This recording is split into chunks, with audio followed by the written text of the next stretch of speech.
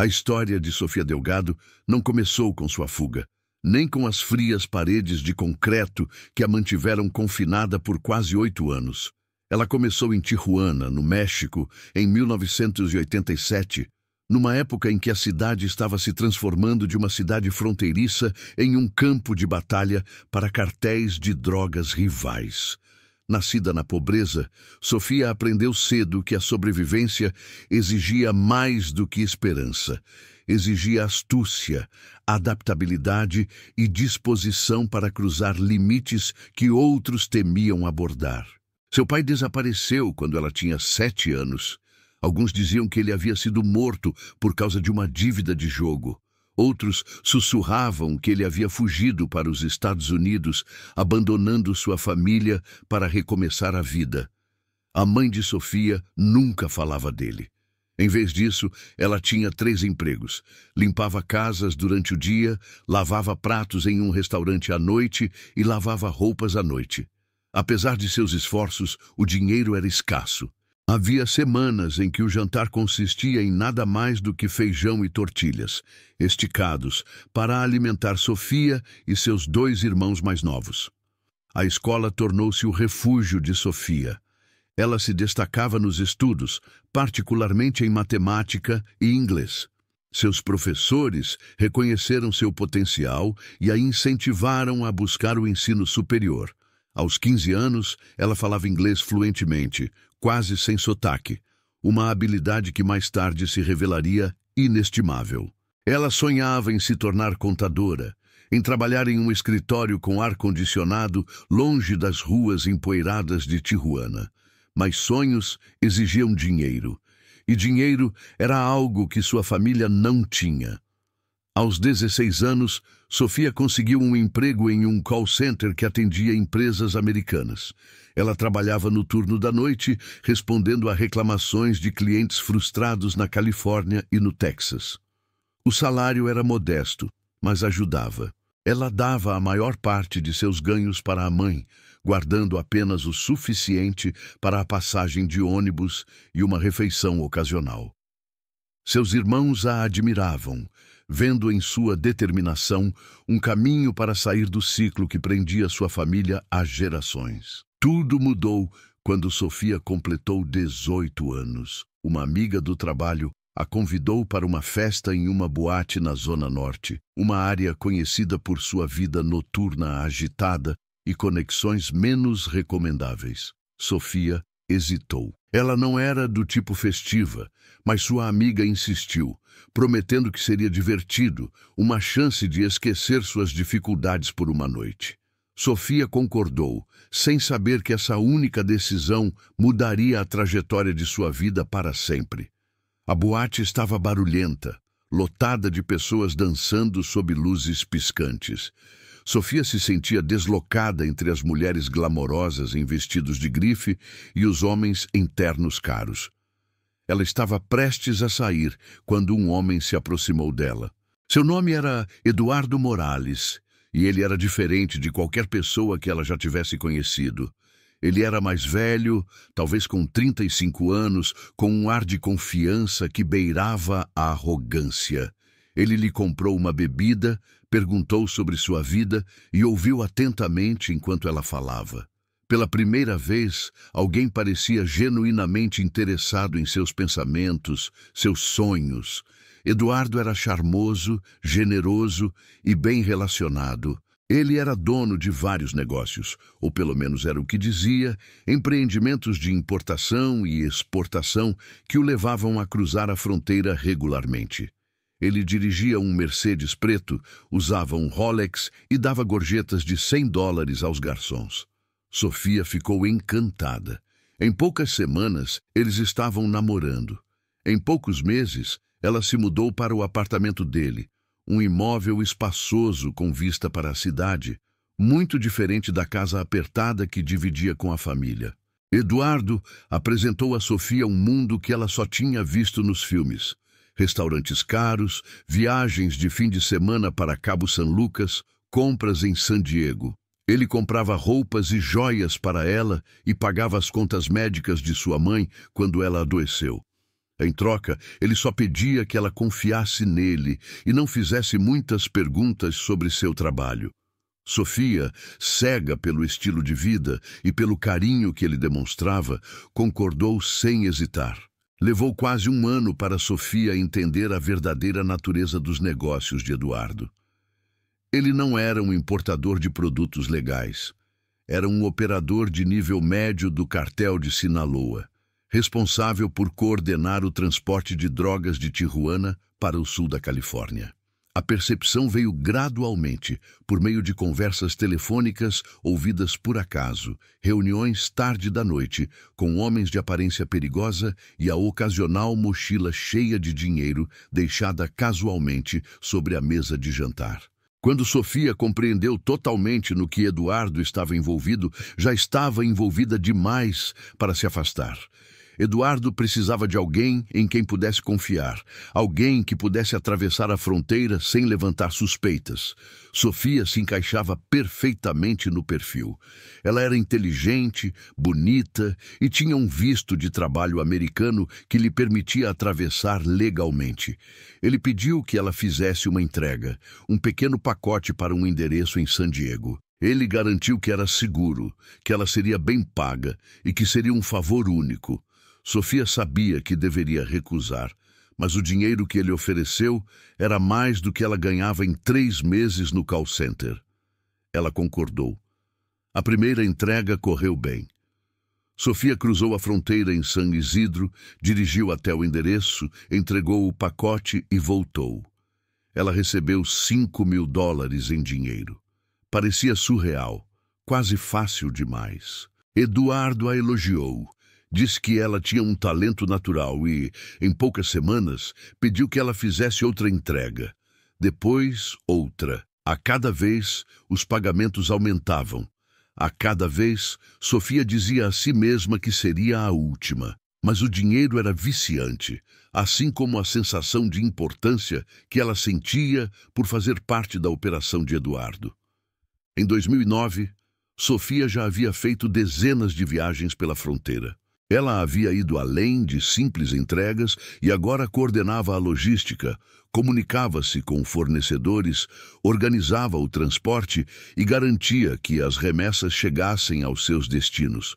Ela tinha um apartamento em Chula Vista, Califórnia, e dividia seu tempo entre lá e Tijuana. Sua família acreditava que ela trabalhava para uma empresa de transporte internacional.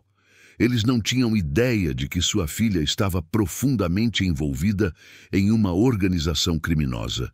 Foi durante esse período que Sofia conheceu Daniel Crawford, um agente penitenciário da Instituição Correcional Federal em San Diego.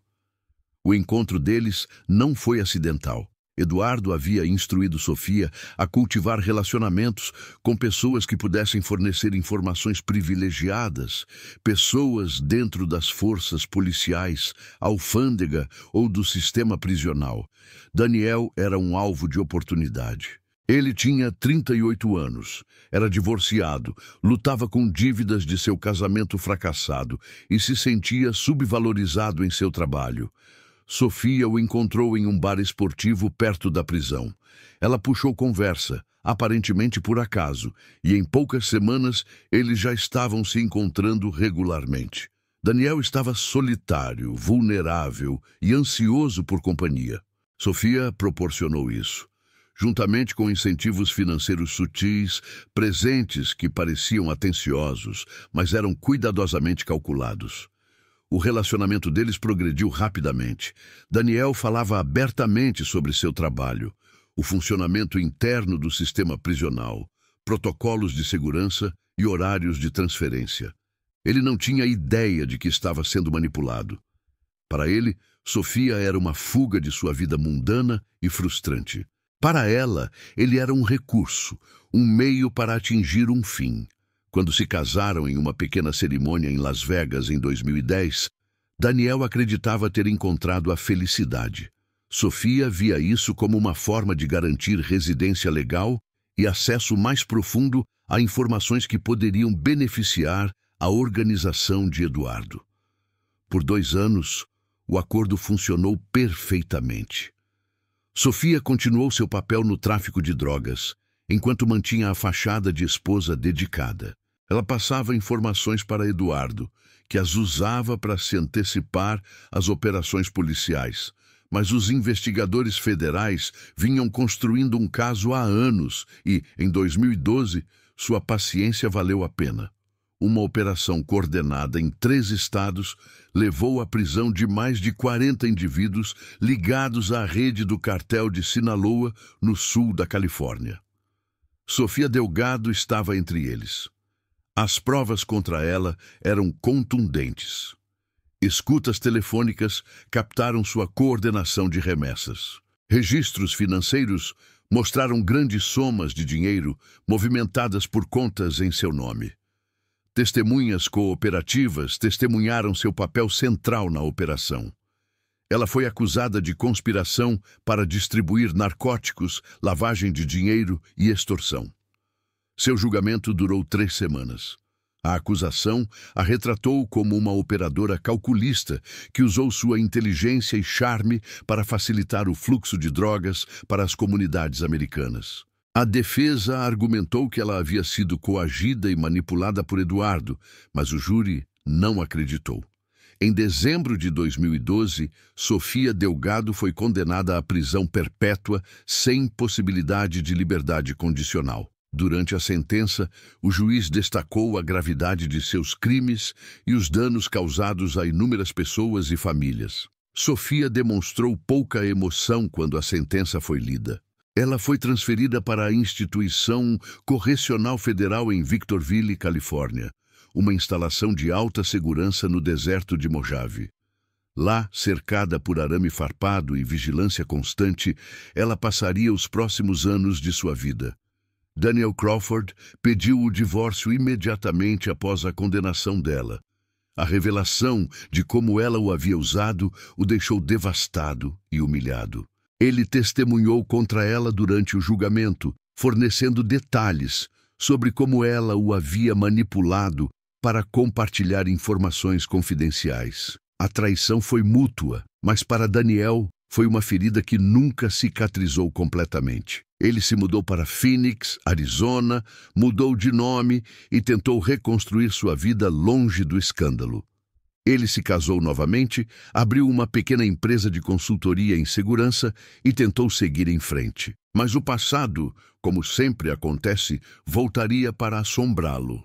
A prisão não quebrou Sofia Delgado. Em vez disso, ela a tornou mais forte. Dentro das paredes de concreto da FCI Victorville, ela aprendeu a navegar em um mundo governado por regras não escritas, hierarquias e instintos de sobrevivência. A instituição abrigava mais de 1000 mulheres, muitas cumprindo longas penas por crimes violentos, delitos relacionados a drogas e fraudes de colarinho branco. Era um microcosmo de desespero, onde alianças se formavam rapidamente e a confiança era um bem raro. Sofia se adaptou em poucas semanas. Ela observava tudo, as dinâmicas de poder entre as detentas, os guardas que eram rigorosos versus aqueles que eram indulgentes, as rotinas diárias que revelavam vulnerabilidades no sistema. Ela trabalhava na biblioteca da prisão, um cargo tranquilo que lhe garantia acesso a recursos jurídicos e relativa privacidade.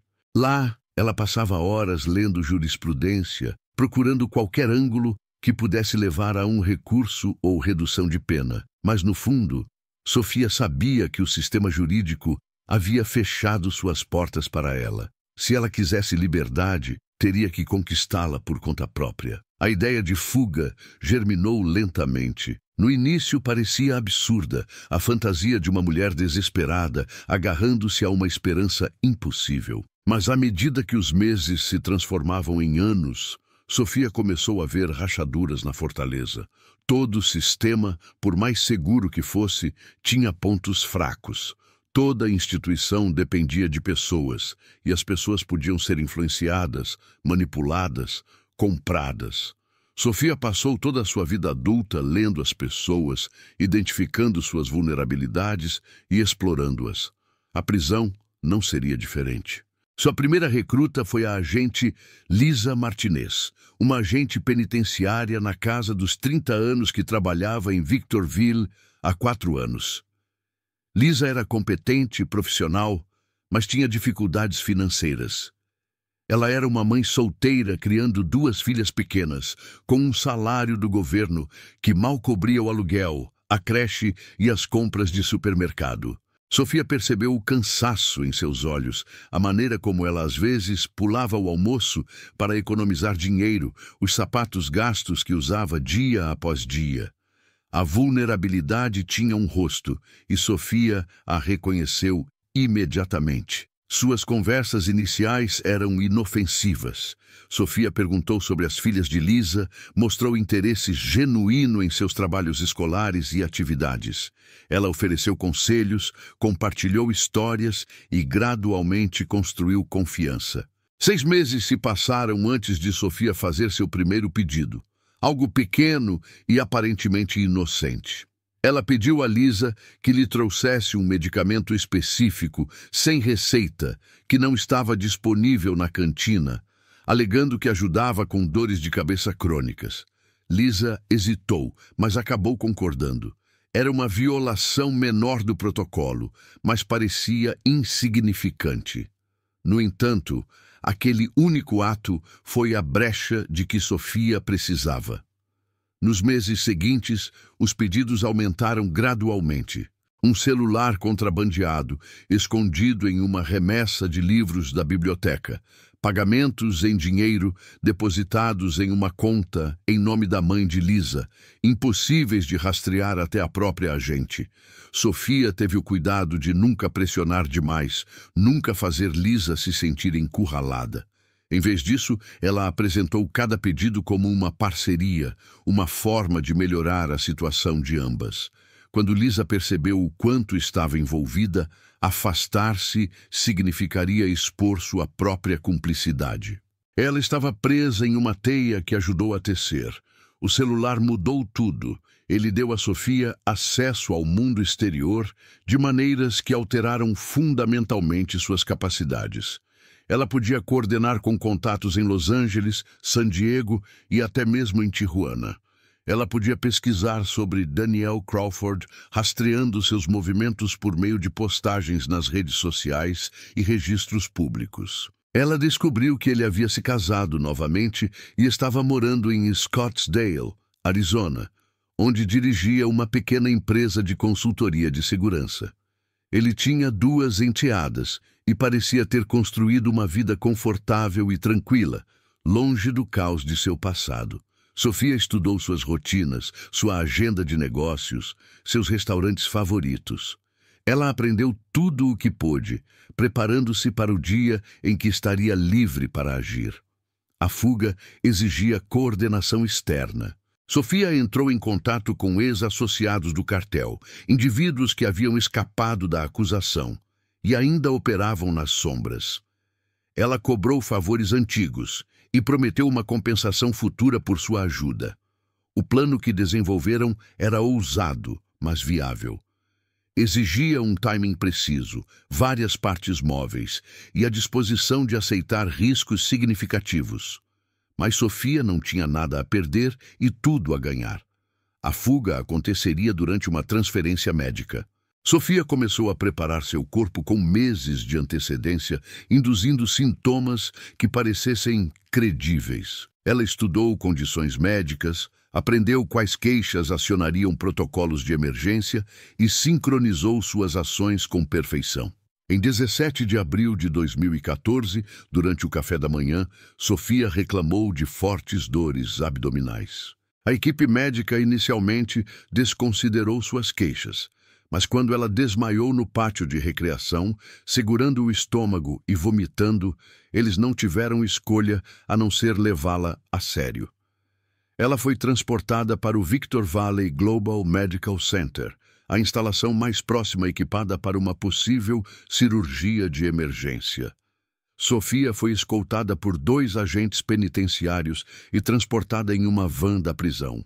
O protocolo padrão exigia que ela fosse algemada durante o transporte, Mas uma vez no hospital, as restrições poderiam ser ajustadas com base na necessidade médica. Essa era a oportunidade que Sofia esperava. No hospital, ela foi levada a uma sala de exames, onde os médicos realizaram testes. Os sintomas eram convincentes o suficiente para justificar a observação, embora nada que representasse risco imediato à vida tenha sido encontrado. Ela foi transferida para um quarto no 3º andar, com um agente posicionado do lado de fora da porta e outro no final do corredor. Às 2h43 da manhã, o alarme de incêndio do hospital disparou. Fumaça começou a sair de um armário de utilidades no 2º andar. O alarme provocou um caos imediato. A equipe do hospital correu para evacuar os pacientes dos quartos próximos. Os policiais posicionados do lado de fora do quarto de Sofia ouviram a comoção e se afastaram momentaneamente para avaliar a situação. Era todo o tempo de que ela precisava. As algemas que prendiam a grade da cama já haviam sido destrancadas horas antes por um funcionário da manutenção que havia sido subornado por um intermediário. Sofia saiu da cama. Ela vestiu roupas civis que uma enfermeira cúmplice havia deixado no banheiro e caminhou calmamente em direção à escada. O incêndio era pequeno e controlado, deliberadamente provocado para criar confusão sem causar danos reais. Quando foi extinto e a equipe percebeu o que havia acontecido, Sofia já havia desaparecido. Ela saiu por uma entrada de serviço, onde um sedã azul escuro a aguardava. Ao volante estava alguém que ela nunca tinha conhecido pessoalmente, mas com quem tinha se comunicado extensivamente. Um motorista contratado por canais criptografados e pago em criptomoeda. O carro saiu do hospital em velocidade normal, sem chamar atenção. Em poucos minutos, eles estavam na Interestadual 15, rumo ao Nordeste. O alarme não foi disparado imediatamente. Os agentes penitenciários inicialmente presumiram que Sofia tinha sido transferida durante a evacuação. Levou quase 40 minutos para confirmar que ela havia desaparecido. A essa altura, ela já tinha uma vantagem significativa. Um alerta foi enviado à polícia local e estadual, mas a descrição que eles tinham já estava desatualizada. Sofia mudou sua aparência no carro, cortando seu longo cabelo escuro e pintando-o de loiro com produtos que estavam no veículo. Ela tirou a roupa fornecida pela prisão e vestiu jeans, um moletom com capuz e tênis. Ela não se parecia em nada com a mulher nas fotos oficiais. A fuga virou notícia nacional em poucas horas. Os meios de comunicação informaram que uma mulher que cumpria prisão perpétua por tráfico de drogas havia fugido de um hospital da Califórnia.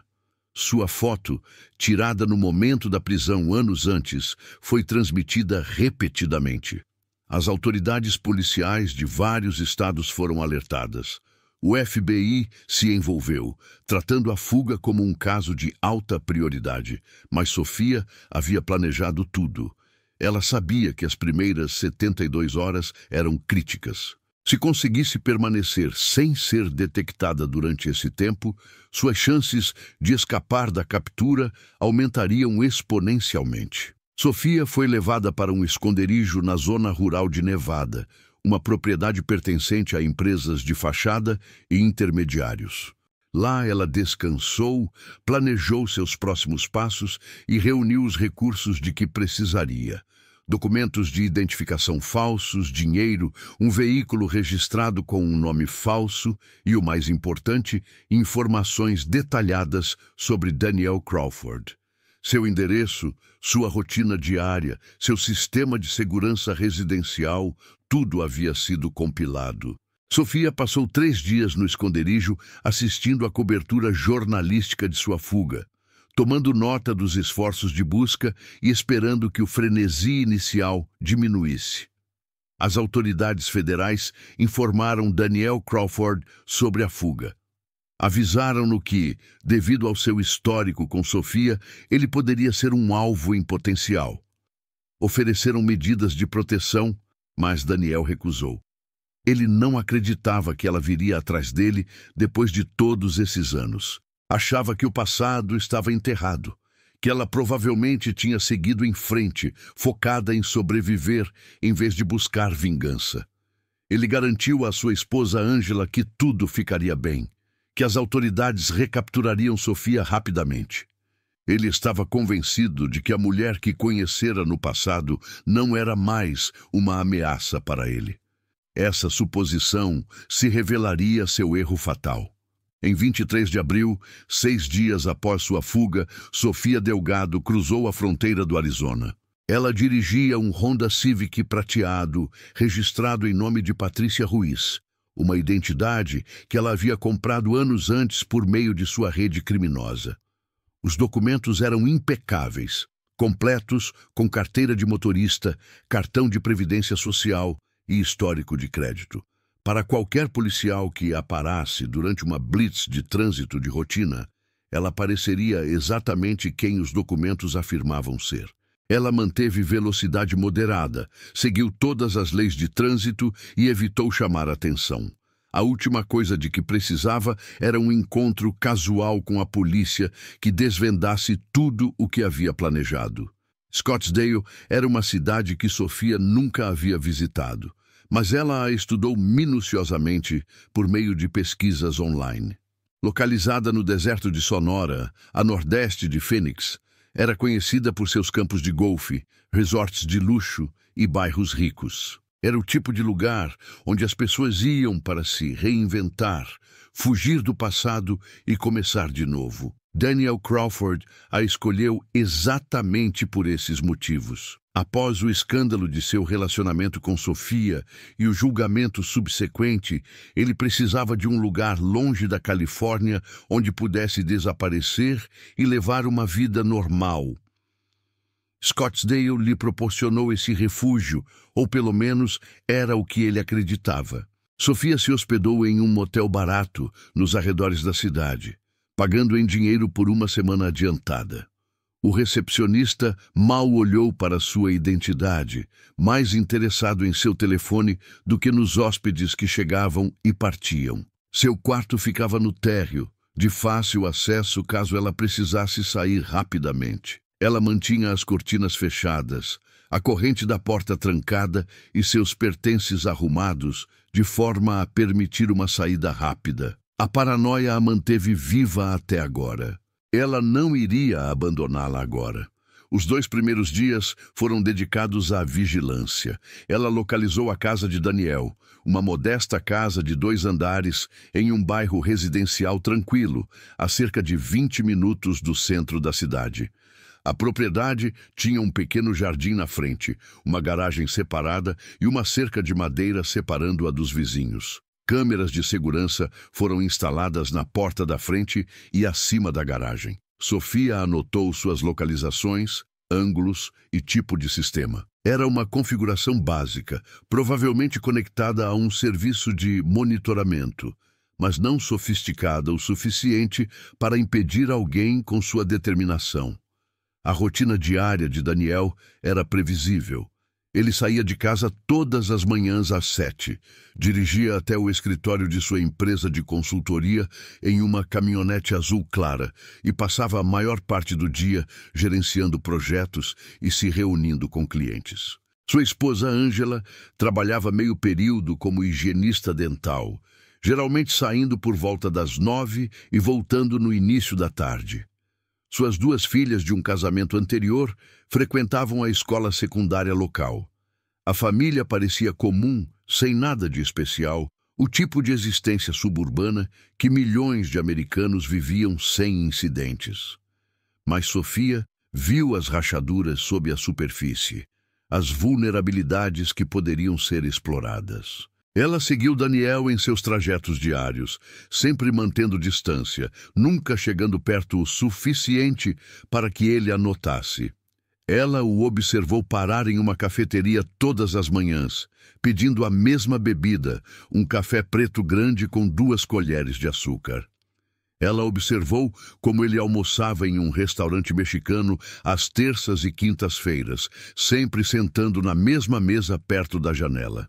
Ela notou que ele ia à academia 3 noites por semana, passando aproximadamente 1 hora fazendo musculação e exercícios aeróbicos. Esses padrões revelavam um homem que havia se acomodado em uma previsibilidade confortável, alguém que não olhava mais por cima do ombro, que acreditava que os perigos de seu passado haviam se desvanecido em uma memória distante. Mas Sofia também percebeu outra coisa. Daniel parecia perpetuamente tenso. Mesmo à distância, ela podia ver isso na postura de seus ombros, na maneira como ele segurava o volante com muita força, na natureza forçada de seus sorrisos ao interagir com outras pessoas. Ele era um homem carregando um peso, talvez culpa ou um medo que nunca desapareceu completamente. A notícia de sua fuga claramente o afetou, apesar de suas negativas externas. Ela tinha visto clipes de notícias em que Angela Crawford falava brevemente com repórteres, garantindo que seu marido estava cooperando com as autoridades e que eles se sentiam seguros. Mas a frequência com que Daniel verificava seu celular, a maneira como ele examinava os estacionamentos antes de sair do caminhão, contavam uma história diferente. No terceiro dia de vigilância, Sofia fez sua primeira ação direta. Ela precisava se aproximar para entender melhor as medidas de segurança dele. Ela esperou até a família sair e então se aproximou da casa a pé, vestida com roupas esportivas, parecendo apenas mais uma corredora do bairro.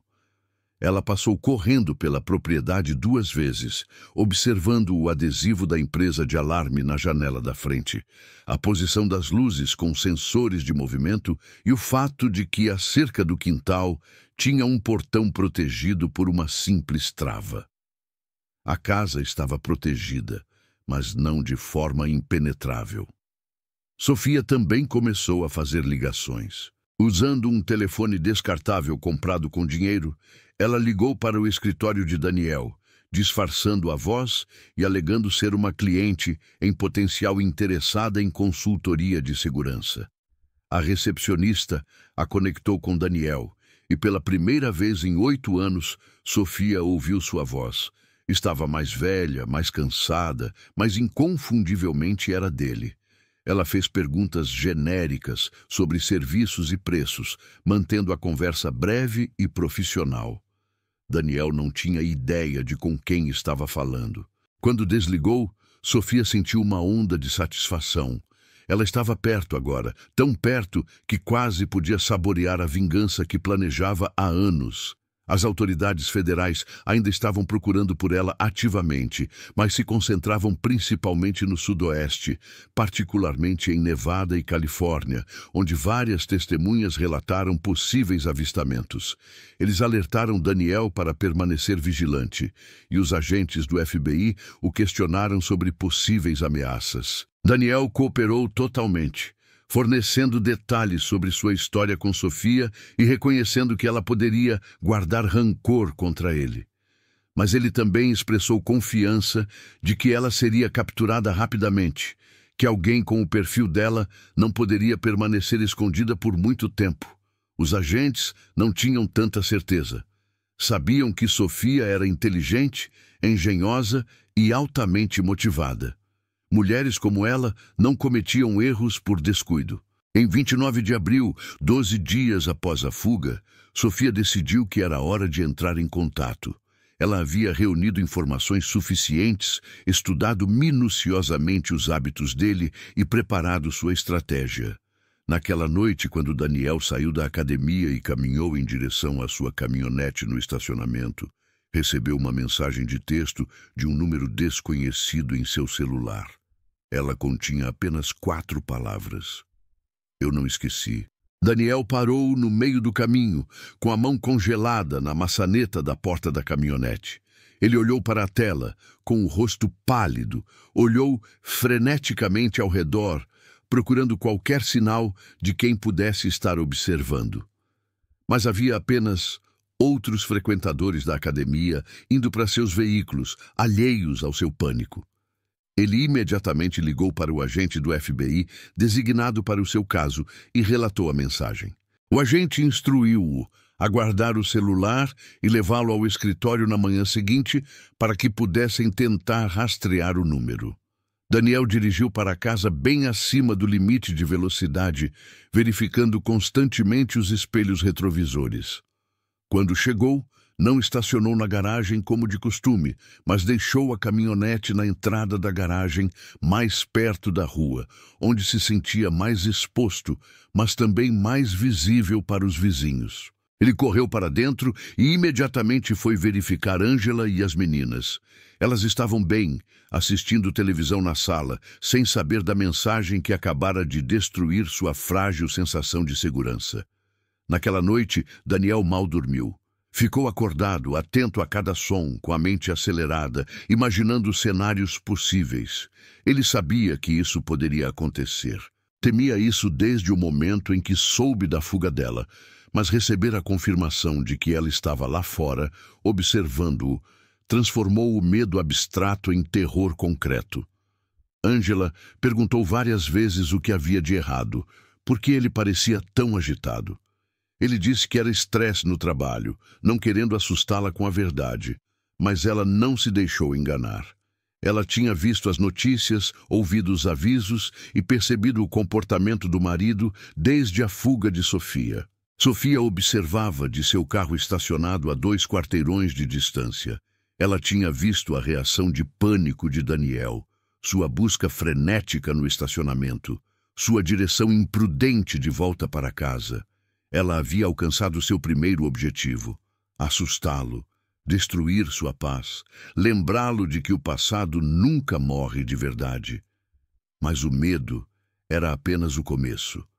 O que viria a seguir exigia precisão, timing e a disposição de cruzar uma linha da qual não haveria retorno. Ela havia cruzado muitas linhas em sua vida. Ela havia cometido atos que nunca poderia desfazer, mas um não mudaria quem ela havia se tornado. A resposta do FBI à mensagem de texto foi imediata, mas, no fim das contas, frustrante. Os agentes rastrearam o telefone descartável até um aparelho pré-pago comprado em dinheiro em uma loja de conveniência em Tempe, a quase 30 minutos de Scottsdale. As imagens das câmeras de vigilância da loja mostravam uma mulher que correspondia à descrição geral de Sofia, mas seu rosto estava escondido por óculos escuros e um boné de beisebol. O telefone foi desligado imediatamente após o envio da mensagem, tornando impossível o rastreamento em tempo real. Era um beco sem saída, e todos os envolvidos sabiam disso. O agente especial Marcus Webb, investigador principal do caso, se reuniu com Daniel no escritório de Scottsdale na manhã seguinte. Webb tinha quase 50 anos. Era um veterano do FBI com vasta experiência na captura de fugitivos. Ele já havia lidado com fugitivos perigosos antes, mas algo no caso de Sofia o deixava inquieto. A maioria dos fugitivos fugia. Eles tentavam desaparecer no México ou na América Central ou se esconder com a família. Eles não provocavam suas vítimas, não anunciavam sua presença. A mensagem de texto sugeria que se tratava de alguém que não estava apenas fugindo, mas caçando. Esse perfil psicológico a tornava muito mais perigosa e imprevisível. Durante a reunião, Webb delineou o plano do departamento. Eles aumentariam as patrulhas ao redor da casa e do local de trabalho de Daniel. Agentes à paisana realizariam vigilância periódica. O telefone de Daniel seria monitorado para detectar quaisquer mensagens adicionais. Eles recomendaram que ele variasse suas rotinas diárias, evitasse padrões previsíveis e considerasse a possibilidade de realocar temporariamente sua família. Daniel ouvia, acenando com a cabeça mecanicamente, mas Webb podia ver o medo estampado em suas feições. Ele era um homem que entendia que havia se tornado uma presa. Angela Crawford juntou-se à conversa mais tarde naquele dia. Ela sentou-se na sala de conferências do escritório do FBI, com os braços cruzados firmemente sobre o peito, ouvindo Webb explicar o nível de ameaça. Sua reação foi uma mistura de raiva e descrença. Ela sabia sobre o passado de Daniel, o julgamento e seu relacionamento com Sofia, mas isso tinha sido há anos, um capítulo que ela acreditava estar encerrado. Agora, estava voltando às suas vidas com uma urgência assustadora. Ela exigiu saber por que ainda não tinham capturado Sofia, porque alguém tão reconhecível podia permanecer livre. Webb explicou as dificuldades, os recursos que estavam sendo empregados e a realidade de que fugitivos modernos, com preparação e financiamento, podiam escapar da captura por mais tempo do que a maioria das pessoas acreditava. A família tomou a difícil decisão de enviar as filhas de Angela para morar com seu pai biológico no Novo México até que a situação fosse resolvida. As meninas protestaram, confusas por terem que partir repentinamente, mas Angela insistiu. Ela não arriscaria a segurança delas. Elas partiram naquela noite, levadas por um amigo da família para fora do estado. A casa parecia mais vazia sem elas, e o silêncio amplificava cada rangido e gemido da estrutura. Daniel instalou fechaduras adicionais nas portas e comprou uma arma, algo que ele havia jurado nunca fazer depois de deixar sua carreira no sistema penitenciário. Mas o desespero corrói os princípios. Enquanto isso, Sofia havia se mudado para outro motel, um pouco mais perto do centro de Scottsdale. Ela sabia que o FBI estaria procurando ativamente, analisando imagens de câmeras de vigilância, verificando hotéis e imóveis alugados. Ficar em um lugar por muito tempo poderia levá-la a ser descoberta. Ela alternou entre 3 motéis diferentes ao longo de uma semana, nunca ficando mais de 2 noites em nenhum lugar.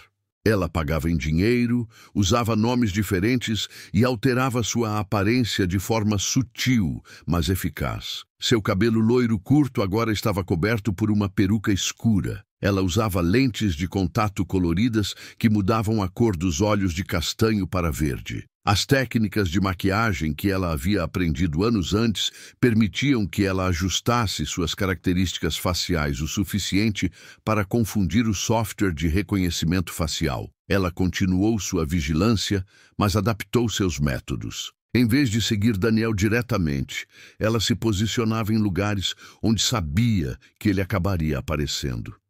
Ela se sentava em cafeterias com seu laptop aberto, fingindo trabalhar remotamente como muitos outros clientes. Ela visitava os supermercados onde a família dele fazia compras.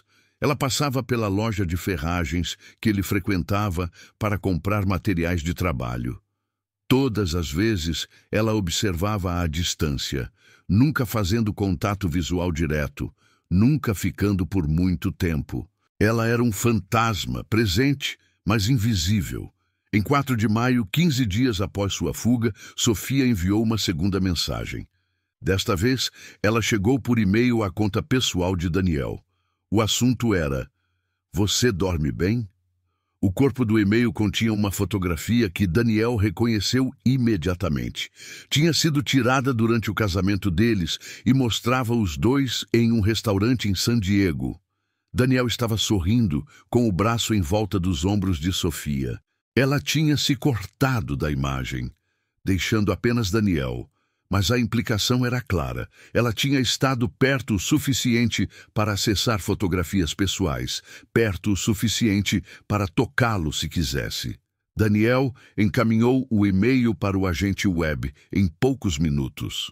A equipe técnica analisou os cabeçalhos da mensagem e rastreou-a até um computador em uma biblioteca pública na vizinha mesa. As imagens de segurança da biblioteca mostraram uma mulher usando o terminal aproximadamente na hora em que o e-mail foi enviado. Mas, mais uma vez, seu rosto estava parcialmente obscurecido. Ela usava óculos, um lenço e mantinha a cabeça baixa. O bibliotecário que trabalhava naquele dia não conseguiu fornecer uma descrição útil. A mulher era comum, esquecível. Exatamente o que Sofia pretendia. O impacto psicológico em Daniel tornou-se cada vez mais evidente. Ele parou de ir à academia por medo de ficar sozinho nos estacionamentos. Passou a trabalhar em casa com mais frequência, realizando reuniões por videoconferência. Quando se aventurava a sair, ficava hipervigilante, constantemente olhando pelos espelhos, examinando as multidões, assustando-se com qualquer som inesperado. Angela observava o marido se desintegrar, impotente para impedir isso. Ela sugeriu que fossem embora, para algum lugar onde Sofia não pudesse encontrá-los. Mas Daniel recusou. Fugir era como admitir a derrota, como dar a ela poder sobre toda a sua vida. Ele havia trabalhado muito para reconstruir, para criar algo estável. Ele não permitiria que ela tirasse isso dele. Mas Sofia era paciente. Ela sabia que o medo era uma força corrosiva que desgastava as pessoas com o tempo. Ela não precisava atacar imediatamente. Cada dia que Daniel passava aterrorizado, cada noite que ficava acordado, ouvindo qualquer som que pudesse sinalizar a chegada dela, fazia parte da vingança dela. Ela passou 8 anos atrás das grades, 8 anos privada de liberdade e autonomia. Agora, ela estava privando-o de paz, de segurança, da ilusão de que ele poderia escapar das consequências. Na tarde de 7 de maio, Daniel voltou para casa depois de comprar mantimentos e encontrou algo que gelou seu sangue. Na varanda da frente, cuidadosamente colocada no capacho, havia uma pequena caixa embrulhada para presente. Sem cartão, sem etiqueta, apenas papel prateado e uma fita branca. Ele imediatamente ligou para o 911, recusando-se a tocá-la. Policiais e agentes do FBI chegaram em 20 minutos. Um técnico em explosivos examinou o pacote com um equipamento portátil de raios-x antes de abri-lo com cuidado. Dentro havia um único objeto, uma aliança de casamento, a que Daniel havia dado a Sofia durante seu breve casamento. A mensagem era inequívoca.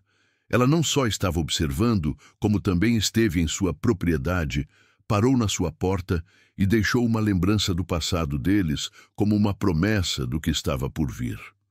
O agente Webb autorizou proteção 24 horas. 2 agentes se alternariam em turnos de 12 horas, estacionados em um veículo sem identificação em frente à casa. O arranjo era caro e exigia muitos recursos, mas, dadas as circunstâncias, o departamento considerou necessário. Webb deixou claro para sua equipe que Sofia Delgado não deveria ser subestimada. Ela havia escapado da captura por 3 semanas, demonstrado sofisticada segurança operacional e mostrado sua disposição para se envolver em guerra psicológica. Ela era perigosa, motivada e cada vez mais ousada. Nas primeiras 48 horas, a presença da segurança parecia funcionar.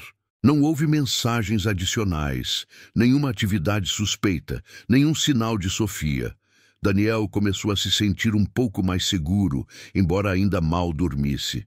Angela permaneceu nervosa, assustando-se com cada ruído inesperado. A casa parecia uma prisão, com janelas cobertas por cortinas e portas trancadas e acorrentadas.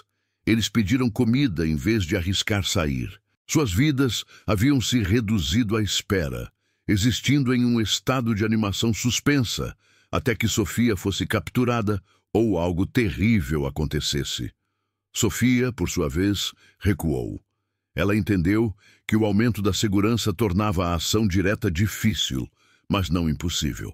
Ela passou dias observando a operação de proteção do FBI, anotando mudanças de turno, identificando padrões no comportamento dos agentes. Ela percebeu que os agentes alternavam suas posições a cada poucas horas, caminhavam pelo perímetro, verificavam as linhas de visão. Eles eram profissionais, alertas, mas também eram humanos. Os humanos cometiam erros, ficavam cansados, tornavam-se complacentes com o tempo quando nada acontecia. Em 10 de maio, 23 dias após sua fuga, Sofia identificou sua oportunidade. Ela vinha acompanhando as notícias locais sobre a previsão de tempestades severas na região. Os meteorologistas previam chuvas fortes, possíveis inundações e quedas de energia. O clima criava caos e o caos criava oportunidades. Naquela noite, enquanto nuvens escuras se acumulavam sobre o deserto e as primeiras gotas de chuva começavam a cair, Sofia se preparava para seu movimento final. Ela vestiu roupas escuras, calças esportivas e uma jaqueta impermeável. Usou luvas para evitar deixar impressões digitais e carregou uma pequena mochila com as ferramentas de que precisaria. Dentro dela havia uma arma, uma 9mm que ela havia adquirido através de seus contatos em Los Angeles, impossível de rastrear e carregada com um pente cheio.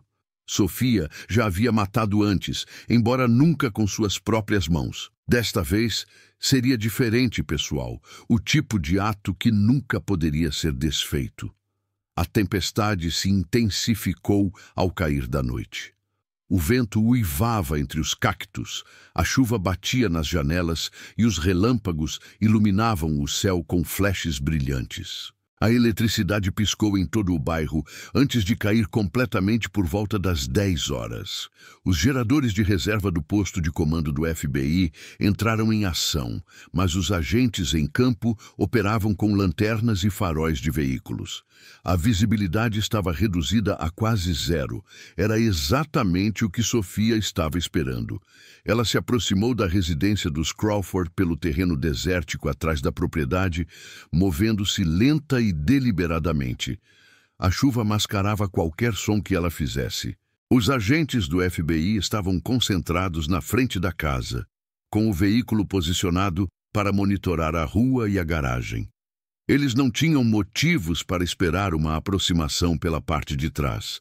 Sofia chegou à cerca dos fundos e a escalou com facilidade. Movimentos treinados, executados com perfeição. Ela pulou no quintal, agachando-se, deixando os olhos se ajustarem à escuridão. As luzes com sensor de movimento que normalmente teriam sido ativadas permaneceram apagadas devido à falta de energia. Sofia se moveu em direção à porta dos fundos e tentou a maçaneta. Trancada, como esperado. Ela tirou um conjunto de chaves de arrombamento da mochila e trabalhou rapidamente, os dedos se movendo com a memória muscular desenvolvida anos antes. A fechadura cedeu após 90 segundos. Ela abriu a porta com cuidado e entrou. A casa estava silenciosa, exceto pela tempestade que se alastrava lá fora. Sofia ficou na cozinha, com água pingando de suas roupas no chão de azulejos. Ela tirou a jaqueta molhada e sacou a arma. Seu batimento cardíaco permaneceu estável, sua respiração controlada. Este era o momento que ela vinha planejando há meses. O culminar de tudo o que havia sacrificado. Ela se moveu pelo térreo, verificando os cômodos, confirmando que o layout correspondia ao que havia estudado nos registros da propriedade. Ela encontrou Daniel e Angela no quarto principal, no segundo andar. Eles estavam acordados, conversando em voz baixa, seus rostos iluminados pelo brilho de uma lanterna a pilhas. Daniel estava sentado na beira da cama, totalmente vestido, apesar da hora avançada. Angela estava perto da janela, espreitando através de uma fresta nas cortinas para o veículo do FBI do lado de fora. Nenhum dos dois ouviu Sofia se aproximar até que ela entrou pela porta, com a arma levantada e apontada diretamente para Daniel. Angela gritou, um som abafado pelo trovão. Daniel congelou, com os olhos arregalados, reconhecendo a mulher diante dele. Apesar de sua aparência alterada, ele a reconheceu imediatamente. Os anos se dissolveram e ele foi transportado de volta ao julgamento, ao momento em que ela o encarou da mesa da defesa enquanto ele testemunhava contra ela. Aquele olhar de fúria fria nunca o abandonou, assombrando seus sonhos. Agora estava ali, real e imediato. Sofia falou, sua voz calma e comedida, apesar da arma em suas mãos. Ela disse a Daniel que ele havia tirado sua vida, que seu testemunho havia selado seu destino. Ele tentou responder, tentou explicar que havia apenas dito a verdade, que ela o havia manipulado. Mas Sofia não queria explicações, nem justificativas. Ela havia vindo por uma coisa e pretendia levá-la. Angela implorou, suplicou por suas vidas, prometeu que eles desapareceriam, que nunca falariam sobre isso. Mas a determinação de Sofia era absoluta. O primeiro tiro soou às 10h47, quase inaudível devido à tempestade. Ele atingiu Daniel no peito, jogando-o para trás na cama. Os gritos de Angela perfuraram a noite quando Sofia atirou novamente, garantindo que Daniel não sobrevivesse. Os agentes do FBI do lado de fora não ouviram nada a princípio, a tempestade abafando os tiros. Somente quando Angela correu para a janela, batendo no vidro e gritando por socorro, eles perceberam que algo estava errado. Quando os agentes arrombaram a porta da frente e correram escada acima, Sofia já havia desaparecido. Ela saiu pelo mesmo caminho que entrou, desaparecendo no deserto encharcado pela tempestade atrás da propriedade. Daniel Crawford estava morto, com 2 balas no peito, os olhos fixos no teto. Angela estava histérica, em choque. Os agentes imediatamente chamaram reforços e assistência médica, mas já era tarde demais. Sofia havia cumprido sua missão. A caçada que se seguiu foi a maior operação federal no Arizona em mais de uma década.